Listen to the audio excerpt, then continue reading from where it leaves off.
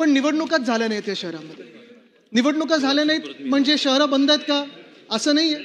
निवडणुका झाल्या नाहीत म्हणजे आता तिथे प्रशासक बसवलेले आहेत, तिथे ॲडमिनिस्ट्रेटर बसवलेले आहेत, तिथे अधिकारी बसवलेले आहेत आणि ही मंडळी सगळी ही शहरं चालवत आहे.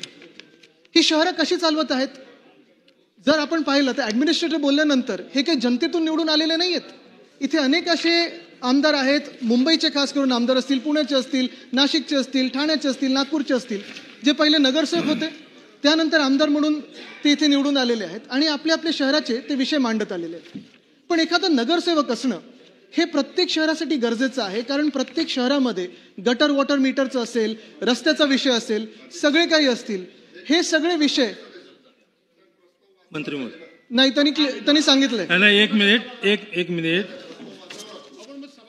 मंत्री महोदय 2 पानाचा हा प्रस्ताव आहे. 2 पानाचा प्रस्ताव बरोबर आहे. एकदा त्यांनी एक मिनिट एकदा सदस्यांनी वाचायचा, एकदा अध्यक्षांनी वाचायचा. त्याच्यामध्ये खूप वेळ जाणार आहे. हा वेळ कमीत कमी व्हावा. प्रस्ताव मांडलेले आहेत, सर्व वाचायला लावलेला आहे आम्हाला. सर्व प्रस्ताव वाचावा लागतो. याचा आपण खुलासा करून घेतला. आता मागणं कुणीतरी तुम्हाला बोललं आणि तुम्ही अचानकपणे उभे राहिलात. मी खुलासा केला. एक मिनिट. अहो ऐका तर राजे, अहो शंभूराजे ऐका तर खरं. सभागृहामध्ये या प्रस्तावाला चर्चा होण्यापूर्वी मी सुरुवात केली. अध्यक्षांनी वाचायचा असतो, नंतर तुम्हाला वाटलं तर वाचा, नाही तर आपण वाचत पण नाही. पण आता सदस्यांना भाषण करू. 2 पानाचा प्रस्ताव आहे. 2 पानाच्या प्रस्तावामध्ये एकदा आपण वाचणार, परत तो प्रस्ताव मी वाचणार आणि सभागृहाचा वेळ वाचावा म्हणून हा आपला मधला मार्ग काढलेला आहे. त्यामुळं आपण हा 293चा पुढे चर्चा चालू ठेवावी. आम्ही सुद्धा विरोधी पक्षाचे सदस्य असताना त्या बाजूने प्रस्ताव मांडलेले आहेत. आम्ही प्रस्ताव वाचलेला आहे आणि आम्ही प्रस्ताव वाचल्यानंतर मान्य अध्यक्षांनी एवढं सांगितलेलं आहे, मान्य सदस्यांनी विरोधी पक्षाच्या वाचलेल्या प्रस्तावाप्रमाणे चर्चा सुरू होईल. तुम्ही जुनं रेकॉर्ड काढा, जुनं प्रोसिडिंग काढा. शेवटी आपल्या चर्चा चालू करू. आपण सन्मान्य चर्चा चालू करू. अमीनभाई पटेल अध्यक्ष. आता सभागृहाचा वेळ वाचवण्याकरता आपण सन्माननीय सदस्यांना विनंती आहे, चर्चा चालू करू. सन्माननीय सदस्य अमीनभाई पटेल.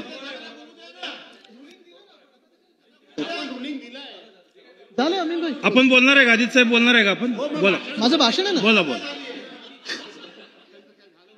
नाही, गडबड अशी होते त्यांची, कारण प्रशासकांवर बोलतोय. क्रम कसा आहे? तर अध्यक्ष महाराज, मी जे सांगत होतो,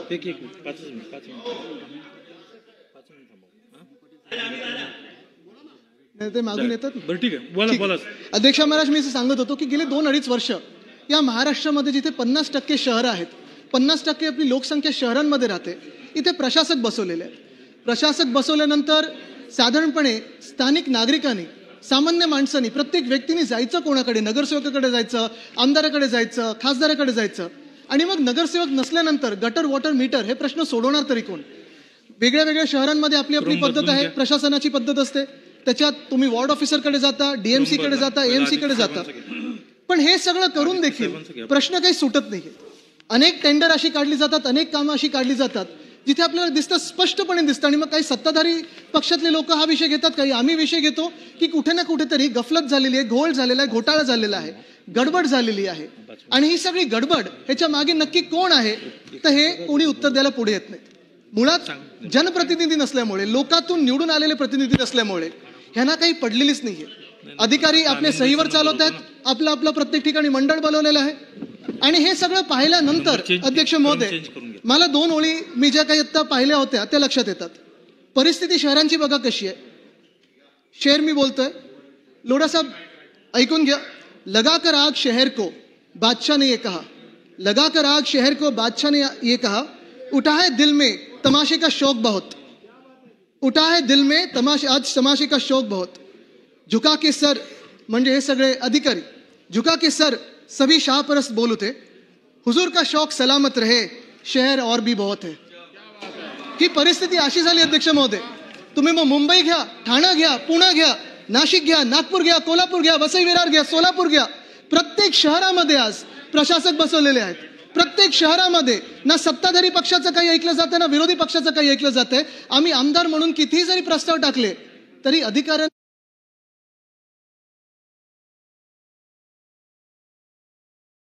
जनता जिथे जाऊ शकत नाही, ज्या वॉर्ड ऑफिसमध्ये जाऊ शकत नाही, स्थानिक लोक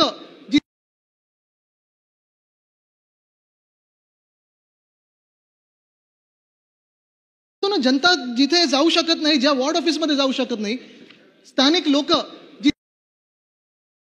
कुठच्याही कमिटीचे सभापती नाही, नेमकं ह्या जनतेने जायचं कुठे? आज काय होतंय अध्यक्ष महोदय, जर तुम्ही आज आमचे सगळ्यांचे मोबाईल फोन पाहाल, कदाचित पेगाससच्या मार्फत पाहते असाल तुम्ही, प्रत्येक मोबाईल फोनवर बघा, जिथे जिथे आम्ही जनता दरबार घ्यायला जातो, लोकांमध्ये जातो, सोसायटीमध्ये जातो, चाळ सोसायटीमध्ये जातो, स्लम सोसायटीमध्ये जातो, अध्यक्ष महोदय अक्षरशः परिस्थिती एवढी बिकट आहे की कचऱ्याचं साम्राज्य हे सगळीकडे वाढत चाललेलं आहे. आणि कदाचित तुम्ही पण माझ्याशी सहमत असाल, पण कचऱ्याचा ढिगारा प्रत्येक गल्लीत दिसत आहे. आधी जे नगरसेवक असतील, आमदार असतील, सगळे आम्ही लोक जनप्रतिनिधी म्हणून गल्लीत फिरत असताना आम्ही हक्काने सांगू शकत होतो, फोन लावून सांगू शकत होतो, आणि नगरसेवक आपल्या आपल्या वॉर्ड ऑफिसरला सांगायचे, फेऱ्या घ्यायचे, सकाळी प्रभात फेरी करायचे की आज या गल्लीत कचरा आहे, त्या गल्लीत कचरा आहे, कचरा का नाही उचललेला आहे. पण अध्यक्ष महोदय आपण पाहतोय आता पावसाळ्याच्या आधी जेव्हा प्री मॉन्सून वर्क्स आपण बोलतो, प्री मॉन्सून वर्क्स आम्ही सांगून देखील मुंबई महानगरपालिका असेल, पुणे असेल, ठाणे असेल, अनेक ठिकाणी हे प्री मॉन्सूनच्या बैठका घेतल्याच गेल्या नव्हत्या अधिकाऱ्यांकडून. मुंबईमध्ये जवळपास एखादा रस्ता तुम्हाला बनवायचा असेल तर 16 एजन्सीशी तुम्हाला सोबत सांगड घालायला लागते. 42 साधारणपणे रस्त्याच्या खालती युटिलिटीज असतात, पण या 16 एजन्सीज कदाचित आता 17-18 झाले असतील. ह्याची सांगड घालणार तरी कोण? त्यावेळी महापौर घालायचे, तेव्हा त्या वेगळ्या वेगळ्या महानगरपालिकेतले विरोधी पक्ष नेते असायचे, ते प्रश्न विचारायचे. पण आज दुर्दैव असं आहे की कचऱ्याचे ढिगारे हे उचलले जात नाहीयेत. पावसाळ्याच्या आधी आपण पाहतो झाडाची छाटणी होते, काही ठिकाणी तर अर्धी कापून टाकतात, पण ही छाटणी केल्यानंतर झाडांच्या फांद्या असतील, पाळापाचोळा असेल, ज्याला पुण्यात आपण राडारोडा बोलतो, जिथे सगळीकडे आपण पाहतोय हे सगळं साम्राज्य गल्ली गल्लीत झालेलं आहे. अध्यक्ष महोदय अक्षरशः तुम्ही प्रत्येक गल्लीत जर मुंबईत चालाल, एक तर फुटपाथच ठेवले नाहीत मुंबईमध्ये, सगळीकडे खोदकाम सुरू होतं, पण रस्त्यात तुम्ही जर चालायचा प्रयत्न कराल तर तुम्हाला नाक दाबून हे चालायला लागणार आहे, कारण सगळीकडे कचऱ्याचा वास येतोय. अध्यक्ष महोदय ही सगळी परिस्थिती अशी होण्याच्या आधी मुंबईसारख्या शहरामध्ये मी अभिमानाने सांगू शकत होतो 2017 पर्यंत 10,000 मेट्रिक टन प्रतिदिन हा कचरा उचलला जायचा. 17 ते 22 प्रत्येक दिवशी मुंबई महानगरपालिकेने काम करून, मग त्याच्यात अधिकारी पण आहेत आणि जनतेतून निवडून आले सगळ्याच बाजूचे प्रतिनिधी आहेत, आमचे महापौर सगळेच, या लोकांनी काम करून विलगीकरण करून ओला कचरा, सुका कचरा, मग तुमच्या सोसायटीमधला असेल, बल्क जनरेटर असतील 100 kg पर्यंतचे, हे सगळे विलगीकरण करून आपण हा 10,000 मेट्रिक टनवरनं साधारणपणे 6,000 मेट्रिक टनवर कचरा आणला होता. हे यश होतं मुंबईचं, हे यश होतं मुंबईकरांचं.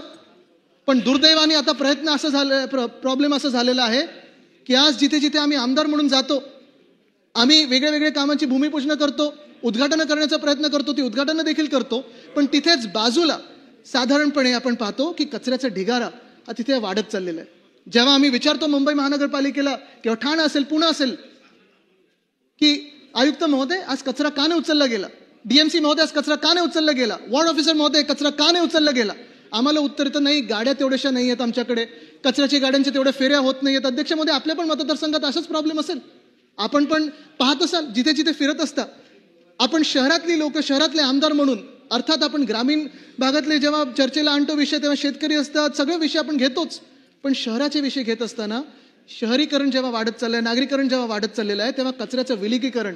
आज देखील मी पेपरमध्ये बातमी पाहिली की ठाणा महानगरपालिकेला 10 कोटीचा दंड लावलेला आहे. तो एवढ्यासाठीच लावलेला आहे की ते प्रोसेस जी असते लेगेसी वेस्ट ट्रीटमेंटची, कचऱ्याच्या डम्पिंग ग्राउंडची ट्रीटमेंटची, तिथे कचरा नेण्याची, विलगीकरण त्याच्या आधी करण्याची, ही झालेली नाहीये. अध्यक्ष महोदय खरं तर प्रयत्न हा असायला पाहिजे होता मुंबई महानगरपालिकेचा. अध्यक्ष महोदय खरं तर प्रकार असं झाला पाहिजे होता, पूर्ण प्रक्रिया अशी झाली पाहिजे होती की प्रत्येक सोसायटीकडून, प्रत्येक बल्क जनरेटरकडून जेव्हा आपण कचरा उचलतो त्या वॉर्डमध्येच मटेरियल रिकव्हरी फॅसिलिटी MRF ही स्थापना आतापर्यंत झाली पाहिजे होती. तिथे त्या MRF मध्ये तुम्ही विलगीकरण करायला पाहिजे होतं. मग प्लॅस्टिक असेल, डिस्पोजेबल प्लॅस्टिक असेल, सिंगल यूज डिस्पोजेबल प्लॅस्टिक असेल, वेगळा ओला कचरा, सुका कचरा, त्याची कॅलोरिफिक व्हॅल्यू किती आहे, ह्याच्यातून आपण एनर्जी जनरेट करू शकतो का. डी वॉर्डमध्ये म्हणजे जिथे मलबार राहिलं आहे, जिथे मुख्यमंत्र्यांचं निवासस्थान आहे, जिथे अनेक मंत्र्यांचं निवासस्थान आहे, मी पर्यावरण मंत्री असताना आम्ही तिथे, लोढासाहेब आपला देखील मतदारसंघ तोच आहे, तिथे आम्ही इलेक्ट्रिक व्हेकलसाठी चार्जिंग पॉईंट निर्माण केले होते. ते आपल्या आपण जिथे राहत आणि अनेक मंत्री जिथे राहतात तिकडचा 2000 kg कचरा घेऊन तिथे आम्ही ते सगळी फॅसिलिटी करायचो. पण दुर्दैव असं आहे, आज शहरामध्ये आपण पाहतो प्रत्येक ठिकाणी कचऱ्याचा ढिगारा, फांद्या अशाच टाकलेल्या आहेत. कुठे इन्फ्रास्ट्रक्चरचं काम चालू आहे त्याच्या गोण्या अशाच टाकल्या असतात. सिमेंट जातं, मेट्रोचं काम आहे ते स्लरी जाऊन कुठेतरी तुमचं कचऱ्याचा ढिगारा बनून जातं, कुठेतरी पूर्ण ड्रेनचा फ्लो बंद करून टाकतं. आज ह्याला उत्तर देण्यासाठी मुंबई महानगरपालिका असेल, पुणे असेल, ठाणे असेल, नाशिक असेल, नागपूर असेल, ह्या सगळ्या शहरांमध्ये आहे तरी कोण? अध्यक्ष महोदय, कदाचित माझ्याशी हे सगळे इकडचे स्थानिक जनप्रतिनिधी सहमत होतील की मी जे विषय घेत आहे कुठेही राजकारण आणत नाही मी, पण आज आपल्या महाराष्ट्रामध्ये नगरपालिका आणि महानगरपालिका, खास करून महानगरपालिका ज्या मोठ्या आहेत तिथे आपल्याला नगरसेवकांची गरज आहे, तिथे निवडणुकांची गरज आहे, भले कुठच्याही पक्षातले असो, पण लोकातून निवडून आलेल्या लोकांची गरज आहे. ती गरज एवढ्यासाठीच आहे कारण लोकांनी जायचं कुठे प्रत्येक वेळी, काही आपण जसं आज आपलं अधिवेशन आहे आपल्याला भेटू शकत नाही, पण प्रत्येक वेळी जे गटर वॉटर मीटरचे प्रश्न असतात किंवा स्थानिक लेवलचे प्रश्न असतात ते जे नगरसेवक लेवलला पातळीला ते सोडवू शकतात किंवा त्यांचा तो अधिकार असतो.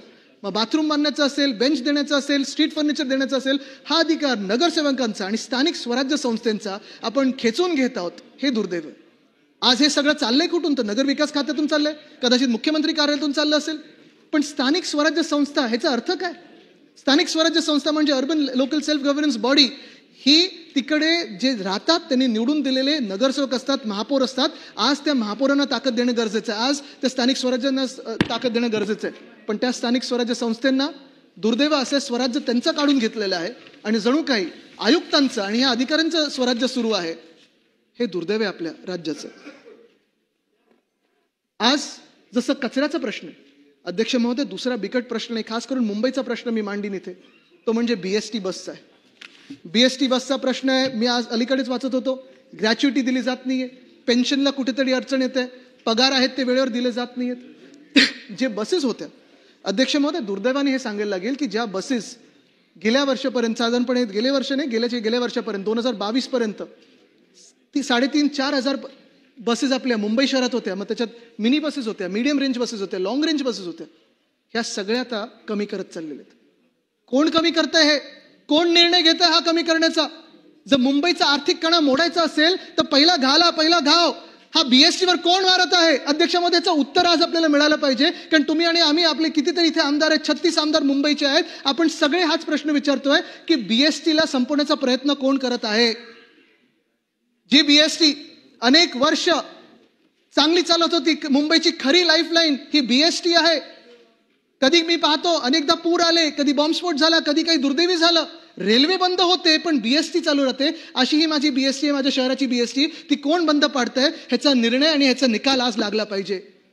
अध्यक्ष महोदय, BST वर मला एवढा अभिमान आहे की जेव्हा 4,000 बसेस होत्या तेव्हा फ्लॅट फेअर म्हणजे 5 रुपयामध्ये 5 किलोमीटर, 10 रुपयामध्ये 10 किलोमीटर, 15 रुपयामध्ये 15 किलोमीटर आणि 15 किलोमीटरहून कुठेही जास्ती जायचं असेल तर 20 रुपयात जगातली सर्वात परवडणारी बस सेवा ही आपली BST होती. हे आपला अभिमान असायला पाहिजे. त्या BST ला मारण्याचं काम कोण करत आहे अध्यक्ष महोदय? या BST मध्ये जवळपास 32 ते 35 लाख लोक प्रवास करतात रोज. या BST मधूनच दिवसाला जो कामाला जातो माणूस किंवा बाई, दोन्ही महिला पुरुष, हे जातात तिथे. हात दाखवा, बस थांबवा. या गणवेशामधले, गणवेश घोटाळा झाला तो वेगळा, पण गणवेश घातलेले लहान लहान मुलं जी शाळेत जाणारी आहेत, हात दाखवा, बस थांबवा. हे बस थांबवणारी मुलं आज जाणार कशी शाळेमध्ये? अध्यक्ष महोदय, जी व्यक्ती आज ऑफिसला जाते, महिला असेल पुरुष असेल, ज्याचा विश्वास BST वर होता की मिनी बस असेल, मीडियम बस असेल, डबल डेकर इलेक्ट्रिक बस असेल, अध्यक्ष महोदय, आम्ही आमच्या काळामध्ये निर्णय घेतला होता की मुंबईसाठी जी गरज, आणि मी विनंती करीन मुख्यमंत्री महोदयांना की आपण देखील असाच निर्णय अभ्यासपूर्वक घ्या, पण मुंबईसाठी गरज आहे ती 10,000 इलेक्ट्रिक बसची, 900 डबल डेकर इलेक्ट्रिक बसची. याच्यात मीडियम रेंज, मिनी रेंज सगळं आलं. आणि पुन्हा एकदा जी दरवाढ केलेली अध्यक्ष महोदय, हे एवढं दुर्दैवी आहे की मुंबईतली BST बस सेवा ही जगातली सर्वात परवडणारी बस सेवा होती. ती दरवाढ ह्या मागच्या महिन्यात केली आणि ती दरवाढ करत असताना भाडं डबल केलेलं आहे. परिणाम काय झाला? त्यांना वाटलं होतं पैसे जास्ती येतील. कसे येणार अध्यक्ष मध्ये पैसे? जर पैसे डबल करायला गेले, भाडं डबल केलं, जो प्रवाशांची संख्या होती ती हाफ झाली आहे. 15 लाखावर प्रवाशांची संख्या आली आहे. म्हणजे नुकसान कोणाचं? त्रास कोणाला? नुकसान मुंबईचं, त्रास कोणाला? मुंबईकरांना. घाटा कोणाचा? तर BSTचा. मग नक्की हे काय चाललंय, कोणाचं साठलोट आहे? मुंबईला तुम्ही आर्थिकदृष्ट्या संपवण्याचा प्रयत्न करतात. अनेक गोष्टी ज्या बाहेर नेल्यात मुंबईच्या, त्याच्यात सगळ्यात मोठा घाव, जखमीवर मीठ चोळण्याचं काम हे BSTला संपून करण्याचं होत आहे. अध्यक्ष महोदय, आज मी मागणी करीन पुन्हा एकदा की BSTला जसं आपण पाहतो मुंबई महानगरपालिकेकडून MMRDला 5,500 कोटी दिले, मुंबई महानगरपालिकेकडून समृद्धी महामार्गामध्ये पैसे दिलेत, मुंबई महानगरपालिकेकडून सिडको असेल, अमुक वेगळ्या वेगळ्या ह्या सगळ्या संस्थांना जर पैसे दिले जातात तर मुंबई महानगरपालिकेची स्वतःची हक्काची मुंबईची जी बस सेवा आहे, जी मुंबईकरांना परवडणारी बस सेवा आहे, जी जगातली सर्वात परवडणारी बस सेवा आहे, त्याला पुनर्जीवित करण्यासाठी आपण 5,000 कोटी नाही देऊ शकत? अध्यक्ष महोदय, जर आपण 5,000 कोटी दिले तर सगळ्या तिकडचे जे कामगार आहेत त्यांची ग्रॅच्युटी, जे रिटायर्ड झालेत, पेन्शन दिले जातील, पगार वेळेवर दिले जातील. युनियन बरोबर जो करार झालेला 3,337 बस मेंटेन करण्याचा, तो देखील पाळला जात नाही. तो तर पाळलाच जाईल, पण 10,000 इलेक्ट्रिक बस जर जागतिक शहर आपल्याला बनवायचं असेल त्याच्यासाठी आपल्याला ह्या 10,000 इलेक्ट्रिक बस घेणं गरजेचं आहे. आणि मी मागणी करीन मुख्यमंत्री महोदयांकडे की मुख्यमंत्री महोदय, आपल्या माध्यमातून कृपा करून BSTला पुनर्जीवित करा. आज प्रयत्न काय होतात, पण BSTचे बस स्टॉप आहेत, तिथे बस स्टॉप आहे की होर्डिंग लागले कळत नाहीये, LEDचं चकचक चक चक चक चालू असतं. ते बस स्टॉपच राहिले पाहिजे. ठीक आहे, ऍडव्हर्टाईज रेव्हेन्यू तुम्हाला पाहिजे तो घ्या, पण तिथे असे स्क्रीन लावू नका ज्याच्यावर पिक्चर बघू शकाल. आज प्रयत्न हा देखील चालू आहे की अनेक जे बस डेपोज आहेत ते विकण्याचा प्रयत्न चालू आहे. का? तर पैसे कमवण्यासाठी. पण दुर्दैव हेच आहे की ज्या माध्यमातून तुम्ही पैसे कमवू शकता आणि बस सेवा देऊ शकता. अध्यक्ष महोदय, जेव्हा 2022 साल होता, आम्ही प्रयत्न करत होतो BSTला फायद्यात आणण्याचा, आणि कुठची पब्लिक सेवा ही फायद्यात चालत नाही किंवा तोट्यात चालत नाही. पण जर हे कॅल्क्युलेशन लावलं असतं 2022 मध्ये, तर डिझेल ही 32 रुपये प्रति किलोमीटर होती, CNG ही 22 रुपये प्रति किलोमीटर होती, आणि इलेक्ट्रिक बस ही 9 रुपये प्रति किलोमीटर होती. जर 5 रुपयाचं आणि 10 रुपयाचं आणि 15 रुपयाचं आपण फ्लॅट फेअर ठेवलं असतं तर 2027 पर्यंत आपण 5 नाही तर 10,000 electric bus, 900 double decker electric bus, mini medium long range bus आणून देखील आपल्या BSTला फायद्यात नेलं असतं आणि मुंबईचा फायदा करून दिला असता आणि गैरसोय करू दिली नसती. लेकिन पण आज दुर्दैव हेच आहे की मुंबईला मारण्याचं काम जे चालू आहे त्याच्यात BSTला मारण्याचं काम हे पहिल्यापासून सुरू झालेलं आहे. खरोखर दुर्दैव आहे. आणि मग BSTच काय, तर मुंबईचं जर आर्थिक घडी बिघडवायची असेल तर सामाजिक घडी बिघडवणं हे कदाचित त्यांना पहिलं गरजेचं वाटतं. अध्यक्ष महोदय, जसं BST बद्दल मी सांगतो तसं शाळेंचा देखील आपण विचार केला पाहिजे. या मुंबईमध्ये साधारणपणे 1232 ते 1234 शाळा आहेत. 3.25 लाख विद्यार्थी ह्या आपल्या शाळेंमध्ये शिकतात.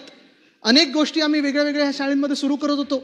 मुंबई महानगरपालिकेने ह्या शाळेंना मुंबई पब्लिक स्कूल असं नाव दिलं होतं आणि 8 भाषांमध्ये या शाळेंमध्ये शिकवलं जायचं. त्याच्यात मराठी आहे, इंग्लिश आहे, सेमी इंग्लिश आहे, हिंदी आहे, तमिळ आहे, तेलुगू आहे, कन्नड आहे, उर्दू आहे, गुजराती आहे. पण ह्या सगळ्या भाषा जसं चाललं तसं नीट चाललं होतं. 3.25 लाख विद्यार्थी शिकत होते. आम्ही जेव्हा IB स्कूल आणलं, ICSE स्कूल आणलं, CBSE स्कूल आणलं, IGCSE स्कूल आणलं, त्याच्यात देखील मराठी अनिवार्य केलं. अध्यक्ष महोदय, तेव्हा जी गलटी लागायची आधी ती बंद होऊन पहिल्यांदा 2021-22 साली मी पाहायला लागलो की तिथे गलटी लागायची ऐवजी लोकांची भरतीसाठी लोकांची लाईन लागायला लागली. माझं जे स्वप्न होतं, उद्धव साहेबांचं स्वप्न होतं तत्कालीन मुख्यमंत्री महोदयांचं, त्यांनी तर टेक्नॉलॉजी ही नवीन भाषा आणली, मग टॅब्स देणं असेल, व्हर्च्युअल क्लासरूम असेल. पण उद्धव साहेबांना आनंद झाला आणि आम्हाला सगळ्यांना आनंद झाला की जे आम्ही मुंबई महानगरपालिकेच्या शाळा आणि आपण सगळे नगरसेवक म्हणून मेहनत करत होतो त्या मुंबई महानगरपालिकेच्या शाळांमध्ये 4,000 सीट्ससाठी, 4,000 ऍडमिशनसाठी 10,000 ऍप्लिकेशन आले. कुठे साहेब, तुम्हाला आश्चर्य वाटेल, ऑनलाईन लॉटरी काढायला लागली. आज देखील हट्ट लागतो की आम्हाला पत्र द्या, मुंबई महानगरपालिकेच्या शाळेमध्ये ऍडमिशन पाहिजे.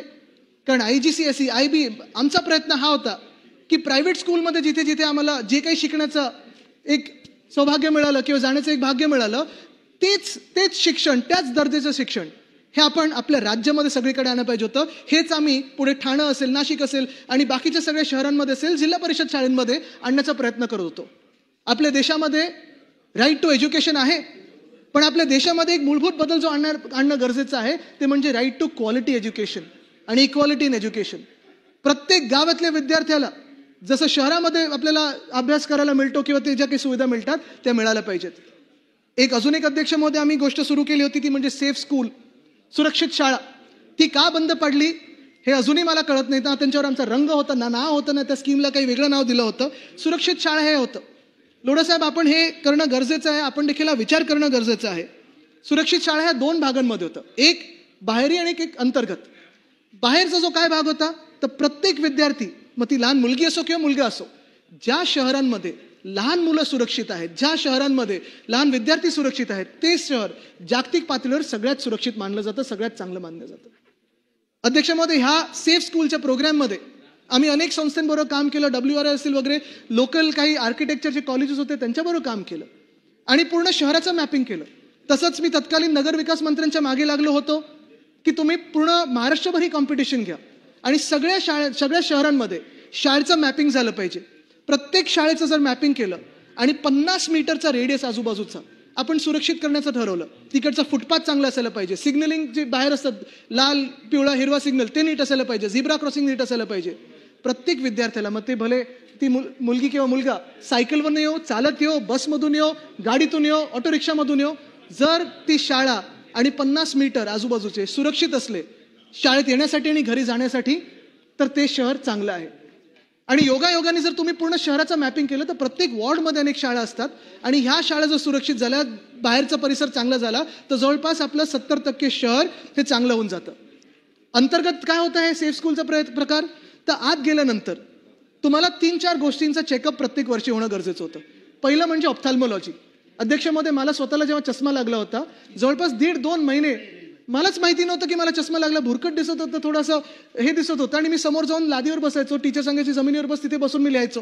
नंतर मी आईला जेव्हा सांगितलं, नंबर काढायला गेलो, तेव्हा कळलं चष्मा लागला. असे अनेक विद्यार्थी आहेत ज्यांना चष्मा लागतो, 6-7 महिने कळत नाही. आणि ह्या विद्यार्थ्यांचं ऑप्थॅल्मॉलॉजी, प्रत्येक विद्यार्थ्यांचं जर टेस्टिंग केलं तर मला वाटतं खूप फायदेशीर होईल. दुसरं म्हणजे oral checkup, oral hygiene, dental checkup. दात किडल्यानंतर साधारणपणे आपण पाहतो, दात किडले, दात दुखायला लागला किंवा दात किडला तर आपण जे काही पौष्टिक आहे ते खात नाही. मग आईस्क्रीम खायला जातो, एखादं काहीतरी भलतं गोष्ट खायला जातो, पण जे पौष्टिक आहार आहे तो आपल्या पोटात जात नाही आणि म्हणूनच साधारणपणे अनेक शाळांमध्ये आपण पाहतो स्टंटेड ग्रोथ आहे. 9वी-10वीतली मुलं जी आहेत ती आपल्याला 5वी-6वीतली वाटायला लागतात. त्यांचं जे कुपोषण होतं ते शहरी भागांमध्ये होतं, जसं ग्रामीण भागांमध्ये पण होतं. आणि ह्याला जर आपण ओरल हायजीन, डेंटल चेकअप करायला लागलो तर मला वाटतं खूप एक महत्त्वाचा फरक पडेल. मेंटल काउन्सिलिंग हे गरजेचं आहे. ते ज्या भागांमधून येतात किंवा आपण सगळेच प्रत्येक वयात आपला स्ट्रेस हा वेगळा असतो. कधी कोणाला होमवर्कचा स्ट्रेस असतो, कधी घरी कोणावर आई वडिलांचं काही कधी भांडण असतं, कधी वेगळ्या वयात वेगळे स्ट्रेस असतात. पण मेंटल काउन्सिलिंग आणि career counselling, type 1 diabetes management, देश आपला जगाच्या स्तरावर हा डायबिटीज कॅपिटल होत चाललेला आहे. टाईप 2 डायबिटीज हे अनेक जे आपण मोठे वय झालं असतं ते आपल्याला माहिती असतं काय असतं, पण लहान वयामध्ये जेव्हा शुगर पडायला लागते किंवा शुगर वरती खालती व्हायला लागते, टाईप 1 डायबिटीज मॅनेजमेंट आपल्या शाळेमध्ये येणं गरजेचं आहे. आणि हा प्रोग्राम जो आम्ही सुरू केला होता, सेफ स्कूल, सुरक्षित शाळा, मला कळतच नाही मागच्या 2.5 वर्षांमध्ये जे आधीचं सरकार होतं, सरकार पाडल्यानंतर आमचं, ते का बंद केलं. बरं, एवढंच बंद नाही केलं तर सामाजिक घडी बिघडवण्यासाठी आता जो एक GR काढला होता 3ऱ्या भाषेचा, आता आहे ना 5वीपासून 3री भाषा आहे. पहिलीपासून काय शिकण्याची गरज आहे. का आपण गोंधळ घालतो. म्हणजे सगळं काही जे नीट चाललंय, ज्या शाळेमध्ये वेगळ्या भाषांमध्ये शिकवलं जातं, ते आपण का गडबड करतोय, तिथे का गोंधळ घालतोय, कशाला ही घडी बिघडवतोय. शाळेनं तरी राजकारणातून बाहेर ठेवा, शाळेनं तरी या सामाजिक गडबडींमधून बाहेर ठेवा. आज दुर्दैवाने आपल्या शाळेमध्ये धर्माच्या आधारित असेल, समाजाच्या आधारित असेल, जातीच्या आधारित असेल, भाषेच्या आधारित असेल, एवढं जर भांडणं व्हायला लागली लहान मुलांमध्ये, आडनाव पाहून जर आपण जात ओळखायला लागलो आणि वेगळे बसायला लागलो, तर आपला देश हा जाणार कसा पुढे. शिकणं गरजेचं आहे, काय शिकतो आपण गरजेचं आहे, प्रश्न विचारणं गरजेचं आहे, त्याला नीट उत्तर मिळणं गरजेचं आहे, रिसर्च डेव्हलपमेंट होणं गरजेचं आहे. पण दुर्दैव असं आहे की या शाळेंमध्ये देखील आज गडबड सुरू झालेली. शाळांमागे शाळा आपण वाढवत चाललेलो आहे. आपण पाहतोय मुंबईमध्ये देखील अनेक शाळा वाढवलेल्या आहेत गेल्या 1-2 वर्षामध्ये. पण टीचर ट्रेनिंग होते का, त्यांचं रिफ्रेशर कोर्स होतोय का. जो मागेल तो आमदार आपण ठीक आहे ते द्यायलाच पाहिजे, CBSE शाळा त्याला एक डिमांड आहे, पण ते होत असताना ज्या मूलभूत गोष्टी होत्या त्या आपण देतोय का, आपण कॅन्टीन बाथरूमवर फोकस करतोय का, दर्जेदार शाळा देतोय का, हा विचार आपण करणं गरजेचं आहे. अध्यक्ष महोदय, शहरांबद्दल बोलताना दुसरा मोठा विषय येतो तो म्हणजे दवाखान्यांचा विषय येतो, हॉस्पिटल्सचा विषय येतो. आणि तरी देखील मी पाहतोय अनेक शहरांमध्ये आज देखील परिस्थिती आहे. मध्यंतरीच्या काळात मला वाटतं 2023 साली होतं, लहान मुलांचे मृत्यू होत होते, लहान बालकांचे मृत्यू हॉस्पिटलमध्ये होत होते. मग मी मुंबईतल्या मेडिकल कॉलेजला गेलो, मी छत्रपती संभाजीनगरच्या मेडिकल कॉलेजला गेलो, माझ्यासोबत विधान परिषदेचे विरोधी पक्षनेते अंबादास दानवे साहेब होते. आम्ही नागपूरला गेलो. अध्यक्ष महोदय, दुर्दैव एवढंच आहे की ह्या सगळ्या डीन्सना आपण अनेकदा त्यांच्यावर प्रश्न उपस्थित करतो. तिकडचे जे मेडिकल इंटर्न्स असतील, तिकडचे जे रेसिडेंट डॉक्टर्स असतील, नर्सेस असतील, त्यांच्यावर आपण प्रश्न उपस्थित करतो, आरोप करतो की बालकांचा मृत्यू होतोय, अमुक होतोय, तमुक होतोय, ह्याला जबाबदार कोण. इथे येऊन कटकड्यात आपण बसवतो डीनना, जेव्हा इथे चिठ्ठ्या द्या लागतात मंत्री महोदयांना. पण अध्यक्ष महोदय, कधी त्यांना एका बैठकीत बोलून विचारलंय का की एक बैठक आपण संयुक्त बोलूया जिथे स्थानिक पातळीवर ज्या काही प्लॅनिंग एजन्सीज असतील, मग कोणाची भिंत बांधली नाही, कोणाचा कचरा उचलला गेला असतो, कुठेतरी डुकरं आत येतात, कुठेतरी चोरी होते औषधांची, कुठेतरी औषधं पुरवलीच जात नाहीयेत. अजूनही जर तुम्ही पाहाल, नायर हॉस्पिटलमध्ये आग लागली, ती ओसी मिळाली नव्हती फायरची, तरी देखील तिथे ते इंटर्न्सना राहायला दिलं होतं, रेसिडेंट डॉक्टर्सना राहायला दिलं होतं. हा कसा कारभार चाललाय अध्यक्ष महोदय? आज देखील मुंबई महानगरपालिकेत जे रेसिडेंट डॉक्टर्स आहेत, पेपरवर तर स्टायपंड वाढवलेला आहे, तोंडी स्टायपंड वाढवलेला आहे, पण अजून तो स्टायपंड दिला जात नाहीये. तो का दिला जात नाही अध्यक्ष महोदय? जेव्हा उठसूट आपण सगळीकडे पैसे देतोय, कुठे शक्तीपीठ हायवेला देतोय, कुठे काय देतोय, मग ह्या ज्या सुविधा आहेत, जे मूलभूत सुविधा आहेत, जे दिवस रात्र आपल्यासाठी मेहनत करतात, त्यांच्यासाठी आपण का नाही थोडे पैसे बाजूला काढून त्यांच्या पगारात वाढ करू शकतो किंवा स्टायपंडमध्ये वाढ करू शकतो? अध्यक्ष महोदय, हा प्रयत्न आज आपण ह्याच्यावर प्रश्न विचारले पाहिजेत. मुंबईमध्ये गेल्या 2 वर्ष अशी बिकट परिस्थिती होती. हिंदुराव सम्राट बाळासाहेब ठाकरे यांचा दवाखाना आपण पाहिला. कोणी त्या दवाखान्यात गेलं, डॉक्टर्स असतात, नर्सेस असतात, पण औषधं द्यायला नाही आहेत. का? तर औषधाचा पुरवठा झाला नाहीये. CPD department, central purchase department जे मुंबई महानगरपालिकेचं आहे, ज्याचं बेसिक काम हे आहे की औषधं खरेदी करण्याचं, ते सीपीडी माहिती आहे कशात व्यस्त होतं? तर स्ट्रीट फर्निचरच्या घोटाळ्यात व्यस्त होतं, कुंड्या विकत घेण्यात व्यस्त होतं, बेंचेस घेण्यात व्यस्त होतं. आणि हेच डिपार्टमेंट सीपीडी ह्यानं सगळ्यांना सांगतंय, तुम्ही IV फ्लुइड हे CSR वर घ्या, एक्सरे फिल्म CSR वर घ्या, तुम्ही औषधं CSR वर घ्या. हे काय चाललं अध्यक्ष महोदय? आपण जायचं तर कुठे जायचं? आणि म्हणून हा प्रश्न महत्वाचा आहे की नगरसेवक आज आपल्या शहरांमध्ये असणं गरजेचं आहे. प्रत्येक शहर तसंच महत्वाचं आहे. आणि प्रत्येक शहरामध्ये हे नगरसेवक जर असले तर हे प्रश्न तिकडच्या तिकडे सोडवले जातील. हे प्रश्न जनतेतून जे येतात ते जनतेच्या समोरच सोडवले जातील. आपल्याला वेगळं काही ह्याच्यावर बोलण्याची गरज लागणार नाही. पण आज पर्यावरण देखील तसंच प्रत्येक शहरातलं मारलं जात आहे. मरत नाहीये, मारलं जात आहे. अध्यक्ष महोदय, मला वाटतं अधिवेशनात खंडोबा टेकडीचा विषय घेतलेला आहे. वनमंत्री महोदयांनी उत्तर चांगलं दिलंय की फौजदारीचा गुन्हा दाखल होणार आहे. घाटकोपरमध्ये जी खंडोबा टेकडी आहे, तिथे कुठच्या बिल्डरनी हे अतिक्रमण केलेलं आहे? घाटकोपरमध्ये ही जी खंडोबा टेकडी आहे, असे किती अनेक बिल्डर्स असतील गेल्या 2-2.5 वर्षामध्ये जिथे प्रशासक बसलेले आहेत. खास करून आपण ह्याची यादी काढली पाहिजे की कुठच्या बिल्डरनी आपल्या मुंबईमध्ये ज्यांचे कनेक्शन असतील मोठे, किती झाडं कापलेली आहेत, त्याच्यात अधिकृत किती होते, अनधिकृत किती होते, आपल्या परिसरामध्ये देखील अशी किती झाडं कापलेली आहेत, कुठच्या टेकडीवर कापलेली आहेत, ह्याचं उत्तर मिळालं पाहिजे. आणि जसं वनमंत्री महोदयांनी गुन्हा दाखल केलेला आहे, तसाच गुन्हा या सगळ्यांवर दाखल केला पाहिजे. लोखंडवाला लेकचा विषय, वेटलँड डिक्लेअर झालं पाहिजे, मॅनग्रोव्ह डिक्लेअर झालं पाहिजे, पण ते नाही करायचंय. कारण तिथे देखील बिल्डरचा डोळा आहे. बिल्डर हे सगळीकडे आहेत.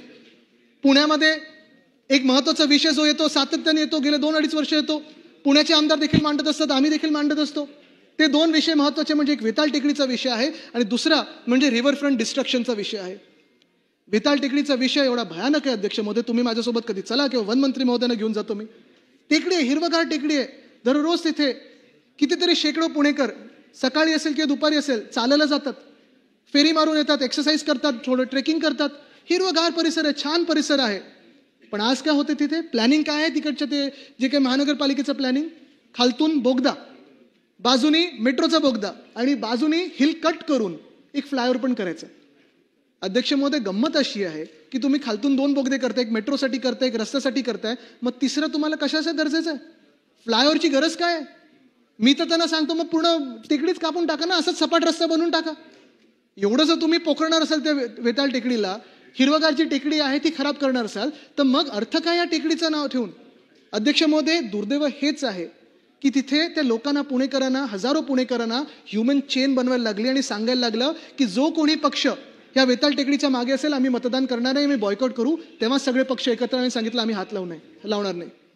पण आज काय होतं तिथे अध्यक्ष महोदय?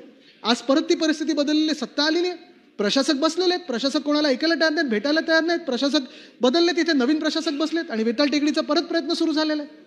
पण अध्यक्ष महोदय, तुम्ही जेव्हा ट्रॅफिक सिम्युलेशन स्टडी कराल तेव्हा ती वेताळ टेकडी, त्याच्या पलीकडे हा रस्ता जाणार कुठे आहे? ट्रॅफिकवर त्याचा इम्पॅक्ट होणार आहे का? पुढच्या 25 ते 50 वर्षात इम्पॅक्ट होणार नाहीये. मग ही वेताळ टेकडी आपल्याला पोखरून करायची तरी काय?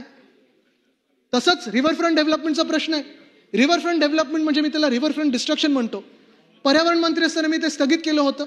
आपण जर पाहाल तर सोपा विषय आहे.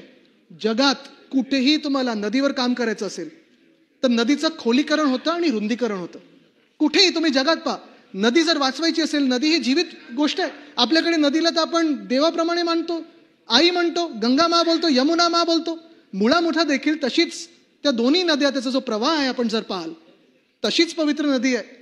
आणि ह्या रिव्हरफ्रंट डिस्ट्रक्शन प्रोग्राम जो झालेला आहे, दुर्दैवाने असं आहे की पुण्यातला सगळा राडारोडा घेऊन त्या नदीत टाकतात.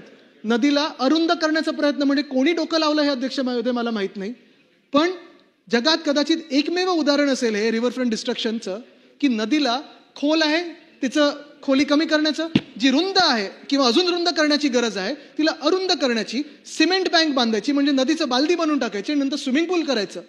साबरमतीत हा प्रयत्न झाला असेल, चांगला आहे, साबरमतीचा प्रभाव वेगळा आहे. प्रत्येक नदी ही वेगळी असते अध्यक्ष महोदय. आज पुण्याची गरज काय? तर आज पुण्याची गरज स्वच्छ नदी आहे. आज पुण्याची गरज स्वच्छ मुळामुठा आहे. आज कुठचे अडथळे न निर्माण होता ती मुळामुठ्याचा प्रवाह नीट झाला पाहिजे.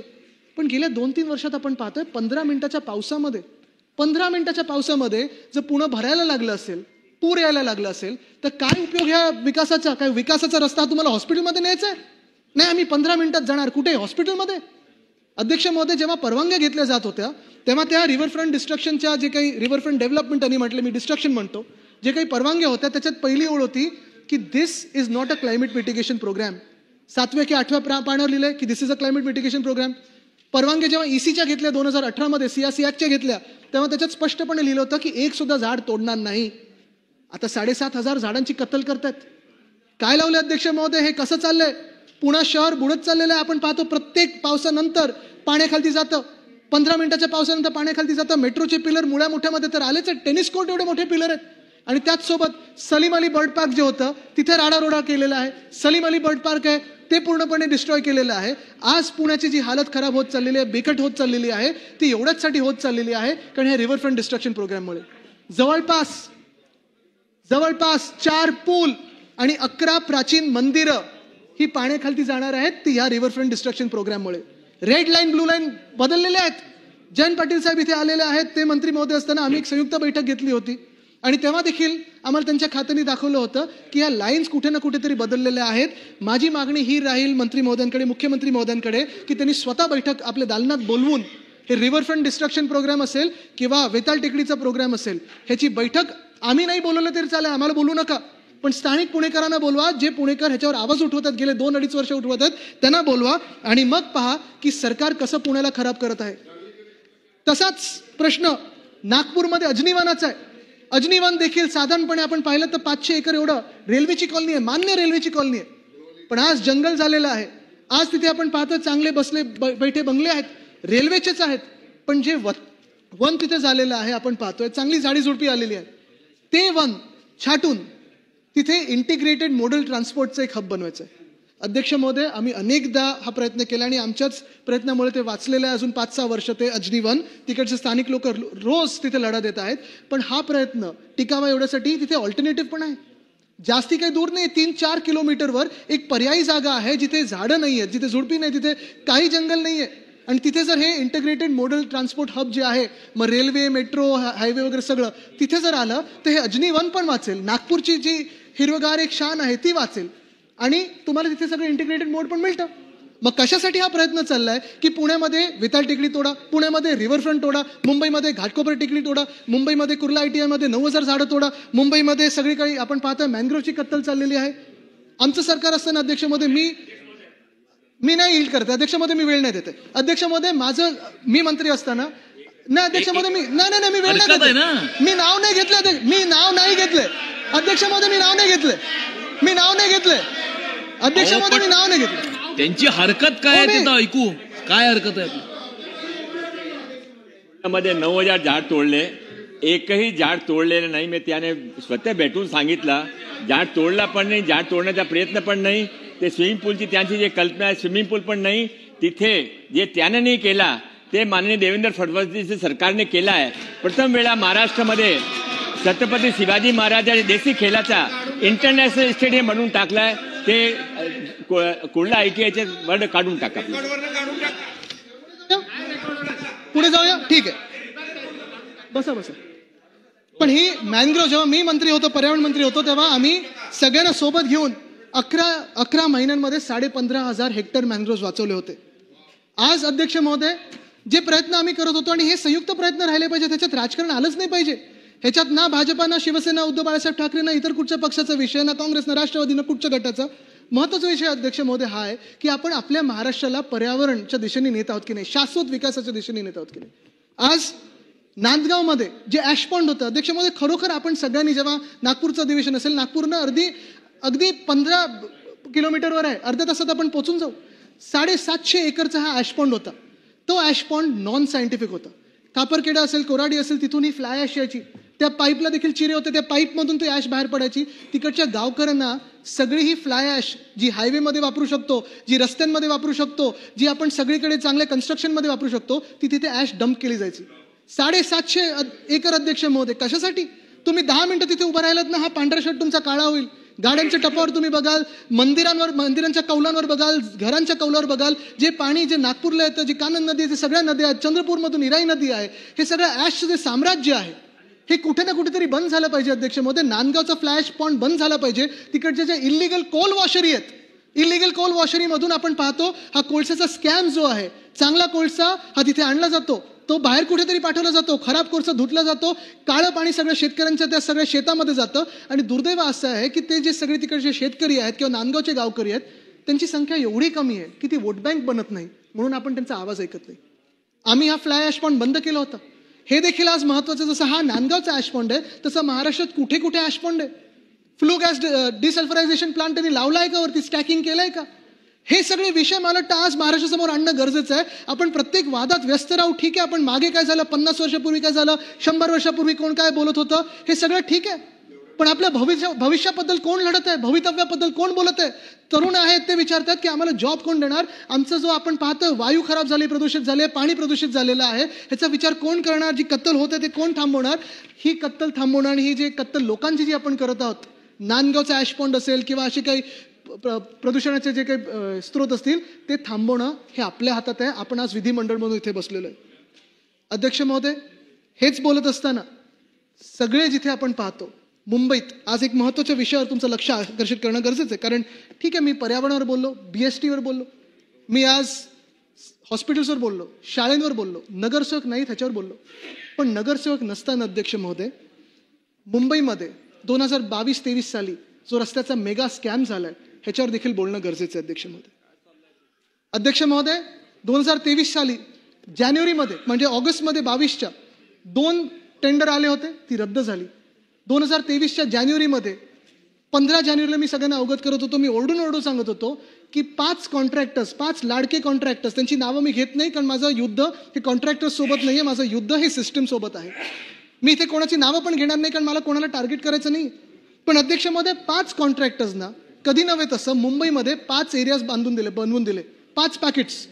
आणि हे 5 पॅकेट करत असताना जवळपास आपण पाहतोय हे टेंडर जे होतं ते 6080 कोटीचं होतं.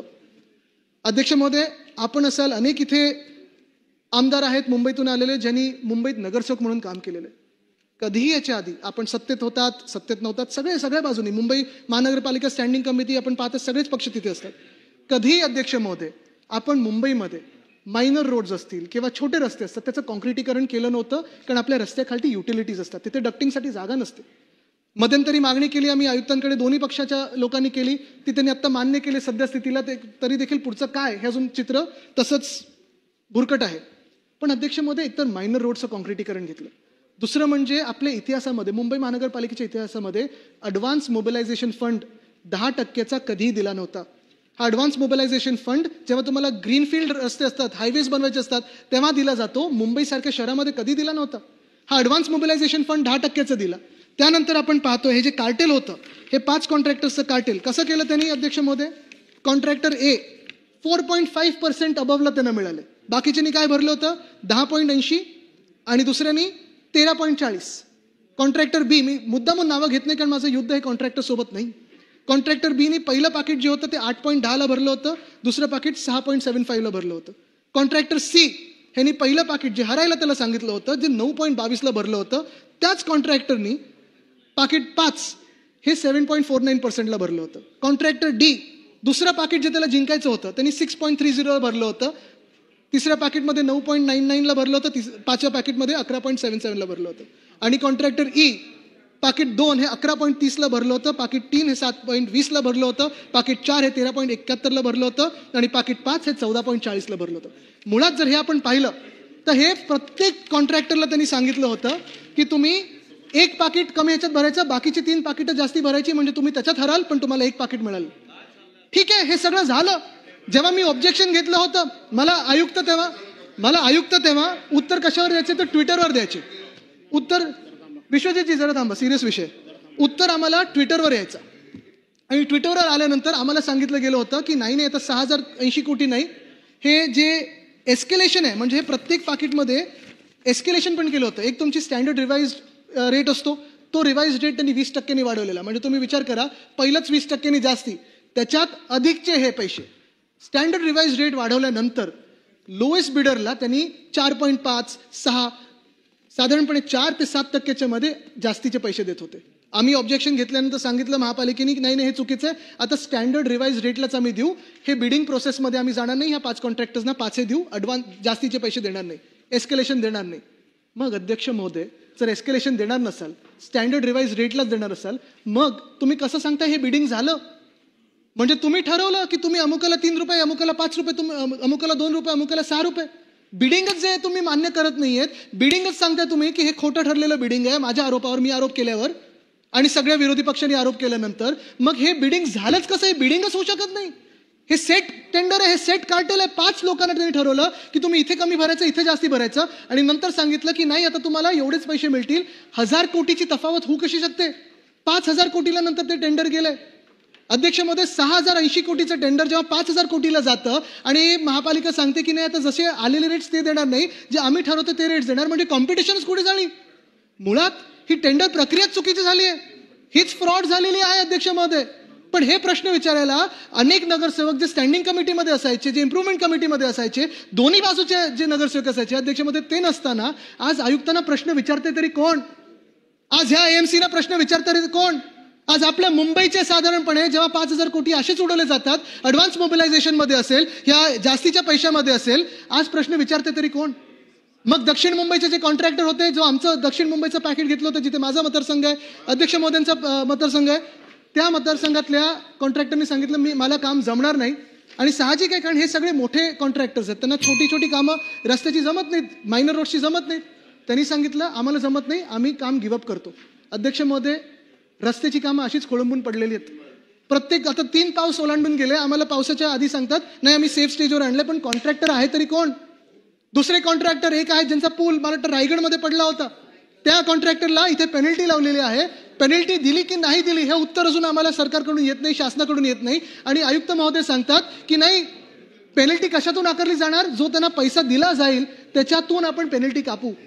काय चाललंय अध्यक्ष महोदय? आज आपण पाहताय मुंबईमध्ये जे उत्तर मिळतं आम्हाला की 26% रस्ते पूर्ण झालेत. अध्यक्ष महोदय तुम्ही लिहून घ्या, आज मी चॅलेंज लावतो इथे की 26% काय 6%ही रस्ते पूर्ण झाले नाही आहेत. तुम्ही पूर्ण मुंबई उत्तर ते दक्षिण, पूर्व ते पश्चिम घ्या, दहिसर पासून सुरू करा, अगदी कोल्हापूरपर्यंत जा, सगळीकडे पहा तुम्ही, टोल नाका टू टोल नाका पहा.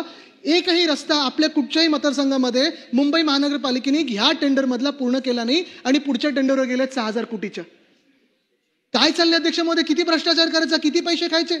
बरं हे जाते तरी कुठे, चालवते तरी कोण, ह्याला होकार किंवा नाकार देते तरी कोण, ह्याच्या चौकशी का नाही होत?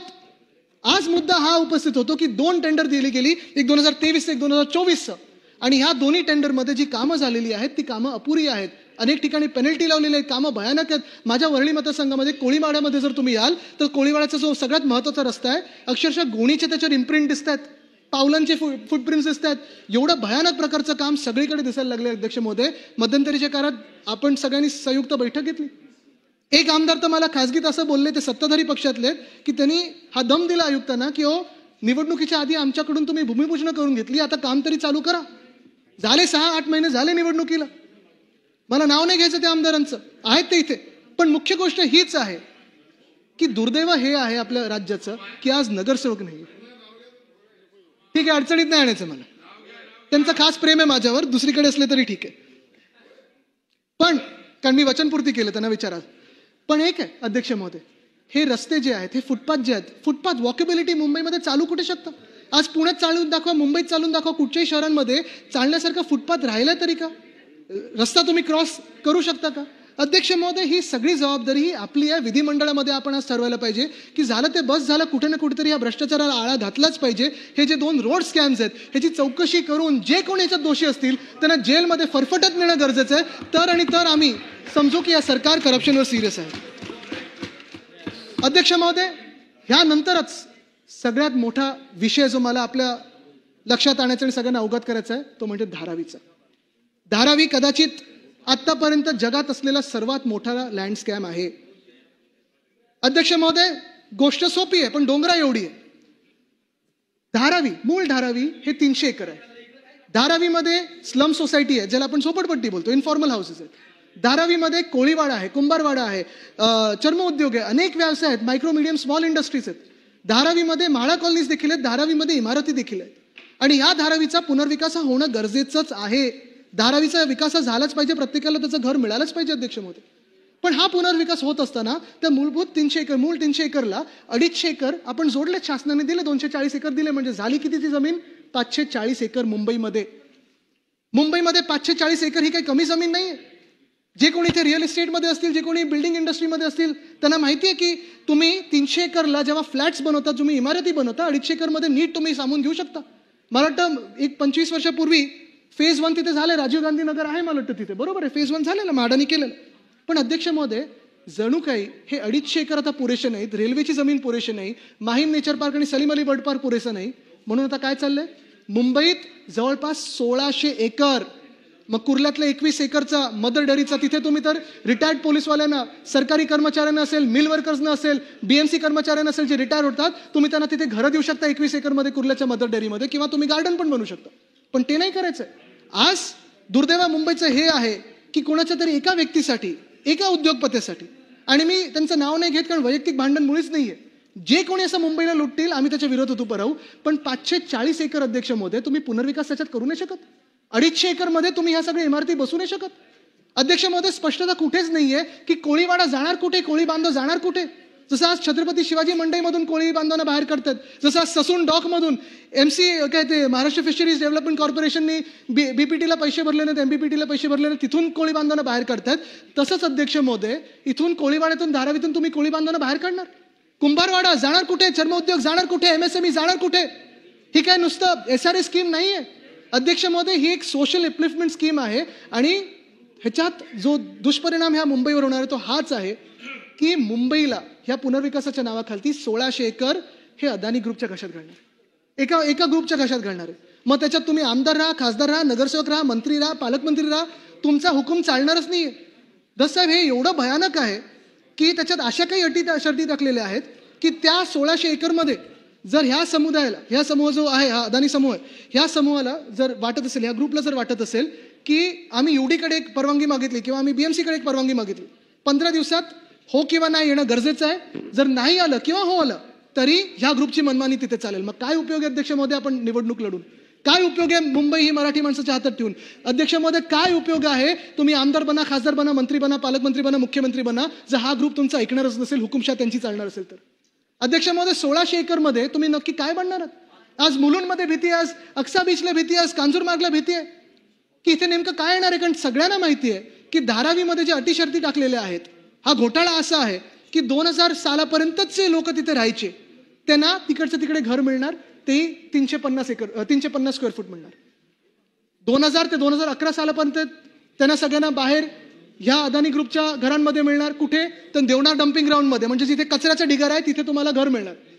मुलुंडचे इथे आमदार असतील त्यांना देखील माहिती आहे की भीती तिथे किती निर्माण झाली आहे की कितीतरी लोक धारावीमधून, म्हणजे मुलुंडकरांना हे नको की धारावीकर आम्हाला नको आहेत, पण जी जनसंख्या तिथे वाढणारे, लोकवस्ती वाढणारे, 1 लेनचा रोड आहे, 2 लेनचा रोड आहे, 40 मजल्याची इमारत आली तर जाणार कुठे? ट्रॅफिक किती होणार? रस्त्यावर चालणार कसं? पाणी कसं? वीज कसं येणार? हा जो प्रश्न. आणि हे सगळं होत असताना अध्यक्ष महोदय, ठीक आहे विकास करायचा करा, पण स्थानिकांना प्रत्येकाला तिथे घर मिळालं पाहिजे. हे उद्योग जाणार कुठे हे आम्हाला कळलं पाहिजे.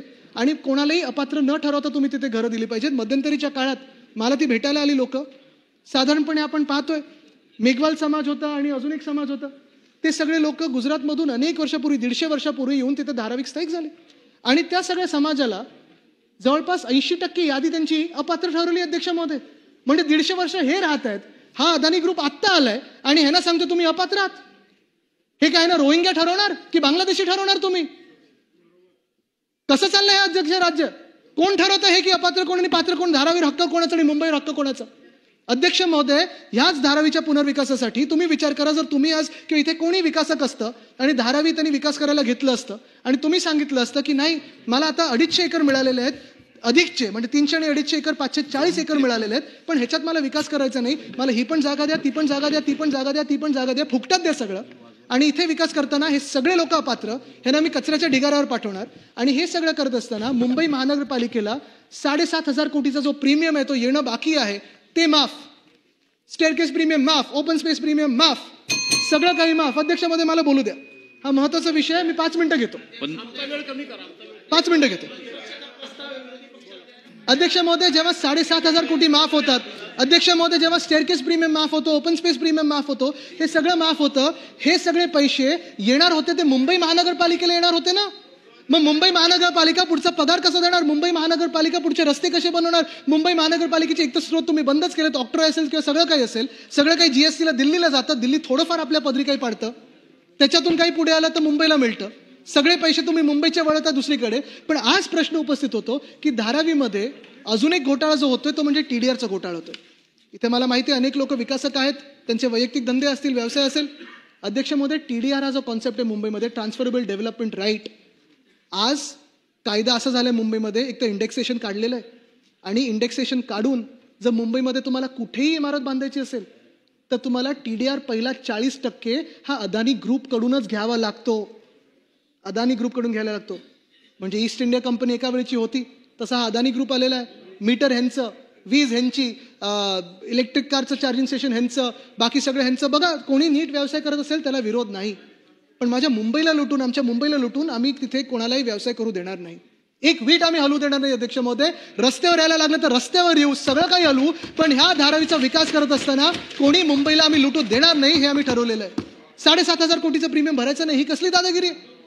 TDR आमच्याकडूनच विकास घ्यायचा 40% पहिला, ही कसली दादागिरी आहे? आम्ही UD असेल, नगर विकास असेल, कुठचंही खात असेल, त्यांचे काही जुमानणार नाही, ही कुठची दादागिरी आहे? मुंबईत जे काय पाहिजे ते फुकटातच पाहिजे, ही कुठची दादागिरी आहे? या ना, व्यवसाय करा, तुम्ही टॅक्स भरा, प्रीमियम भरा, जे काय ते विकत घ्या, रितसर करा आणि जगातले सर्वात श्रीमंत व्हा ना. कोण अडवत आहे? पण माझ्या मुंबईला लुटून आम्ही करू देणार नाही. छातावर जरी वार झाले तरी आम्ही करू देणार नाही, हे आम्ही ठरवलेलं आहे अध्यक्ष महोदय. पण अध्यक्ष महोदय, आज मुंबईमध्ये कर कर कर कर, मुंबईकराच्या मागे हा कर लागलाच असतो. ह्याच अदानी ग्रुपसाठी अध्यक्ष महोदय, जिथे देवनार डम्पिंग ग्राउंड मोकळं केलं, माझ्याकडे ती नोटीस आहे, कुठेतरी आहे, BMCचं पत्र आहे माझ्याकडे. BMCने पत्र दिलं होतं नगरविकास खात्याला, BMCने पत्र दिलं होतं की हे डम्पिंग ग्राउंड आम्हाला महत्वाचं आहे अध्यक्ष महोदय, आम्ही हे डम्पिंग ग्राउंड देऊ शकत नाही, कचरा रोज तिथे जातो. गोराईमध्ये आमचं सरकार असताना आम्ही जागतिक पातळीवर आशिया खंडातलं सर्वात मोठं गार्डन केलं होतं डम्पिंग ग्राउंडचं कन्वर्ट करून. पण आज हे देवनारचं डम्पिंग ग्राउंड कोणाला देत आहेत? तर अदानी ग्रुपला देत आहेत. बरं, दिलं तर दिलं, त्यांनी ढापलं तर ढापलंच अदानी ग्रुपनी. पुढे काय, तर नगर विकास खात्याकडून आता नोट आली आहे BMCला की आता हे तुम्ही स्वच्छ करून द्यायचंय. मालकी कोणाची? अदानीची. काम कोणाचं? अदानीचं. स्वच्छता कोणासाठी करायची? अदानीसाठी करायची. करणार कोण? मुंबई महानगरपालिका. आमचं जर हक्कच नसेल, आमचा अधिकार नसेल, आमचं काही तिथे देणं घेणं नसेल आता, तर मग का मी तिथे पैसे वापरायचे? मुंबई महानगरपालिकेने पैसे वापरायचे. बरं, पैसे नाहीत कारण 2,500-3,000 कोटीचं टेंडर आहे. मला असं कळतंय की हे टेंडर देखील अदानी समूहालाच दिलं जाणार आहे, त्यांच्या एका कंपनीला देणं जाणार आहे. आणि जर हे टेंडर त्यांना दिलं जाणार असेल तर मुंबई महानगरपालिकेकडे आता पैसे नाही आहेत, म्हणून एक नवीन कर मुंबईवर लावला जातोय, तो म्हणजे कचरा कर, वेस्ट युजर फी. प्रत्येक महिन्यातून आमच्याकडून पैसे घेतले जाणार. का? तर अदानीची जागा स्वच्छ करण्यासाठी, अदानीचा कचरा स्वच्छ करण्यासाठी. म्हणजे अदानी एका बाजूने सगळं लुटत जाणार, प्रीमियम घेणार, सगळं घेणार, आणि मग कर कोण भरणार? तर मुंबईकर भरणार. तुम्ही, आम्ही मुंबईकर, आपला कराचा पैसा तिथे वापरला जाणार. ह्याला आम्ही अडाणी टॅक्स बोलतो. ह्याला आम्ही विरोध करणार म्हणजे करणारच. पण हे सगळं होत असताना मला वाटतं कुठे ना कुठेतरी सरकारने मुंबईकरांना एक आनंदाची बातमी देणं गरजेचं आहे. उद्धव साहेबांचं सरकार असताना, मुख्यमंत्री उद्धव साहेब असताना 500 स्क्वेअर फुटापर्यंतची जी घरं होती त्यांना पूर्णपणे प्रॉपर्टी टॅक्स आम्ही माफ करून दाखवला होता. होय, मुंबईसाठी केलं होतं. पण आज आमची मागणी ही आहे की जवळपास प्रत्येक घर आता वाढत चालले. ह्या ज्या अलीकडच्या डेव्हलपमेंट आहेत, BDG आमच्या वेळी झाली, BDD सारखं करा ना धारावीचं डेव्हलपमेंट. आमचा विरोध नाहीये. म्हाडाला पैसे येतील, SRAला पैसे येतील, कॉन्ट्रॅक्टर नेमा आणि करा धारावीचं डेव्हलपमेंट, किंवा त्यांना प्रीमियम भरायला लावा, त्यांना जे जागा घेतात त्याच्यासाठी पैसे भरायला लावा सरकारला. पण आमची मागणी ही आहे की मुंबईमध्ये 750 स्क्वेअर फुटापर्यंत जी घरं आहेत त्यांना तुम्ही प्रॉपर्टी टॅक्स माफ केलाच पाहिजे, ही आमची मागणी आहे. दुसरी मागणी आमची ही राहील की BST बससाठी जी भाडेवाढ केली आहे, डबल केलं भाडं, ते रद्द झालंच पाहिजे, ही आमची मागणी आहे. अदानी टॅक्स जो तुम्ही आमच्यावर लावत आहात, जो हा अन्यायी अदानी टॅक्स आहे, तो रद्द केलाच पाहिजे. नुसतं पुढे ढकलून चालणार नाही, रद्द केलाच पाहिजे. आणि जे मुख्यमंत्र्यांनी महोदयांनी मला आश्वासन दिलं होतं नागपूरच्या अधिवेशनामध्ये की जे मुंबईमध्ये फ्री होल्ड करण्यासाठी जो कन्व्हर्जनचा चार्ज लागतो तो कमी करणार आहे, ते आश्वासन अजून बाकी आहे. माझी विनंती एवढीच राहील, जर तुम्हाला निवडणुकीच्या तोंडावर करायचं असेल राजकीय दृष्टीने करा, पण तेव्हा सगळी यंत्रणा ही निवडणुकीत लागली असते, लोकांचा फायदा होत नाही. तुमचे 100 होर्डिंग लावा, आम्ही काही होर्डिंग लावू तुमचे 100 फुटाचे, पण तुम्ही हा फ्री होल्ड करण्याचं जे कन्व्हर्जनचा जो काही चार्ज आहे तो रद्द करा. अध्यक्ष महोदय, जे मी सांगितलं ह्या सगळ्या गोष्टी आम्ही मांडत आलेलो आहे. पण आज हे सगळं होत असताना कायदेसुव्यवस्थेवर मी जास्ती वेळ घेणार नाही, 1-2च थोडक्यात विषय मला घ्यायचे आहेत.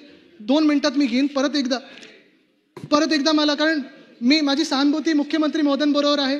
त्यांचं युती धर्म त्यांना पाळणं गरजेचं आहे.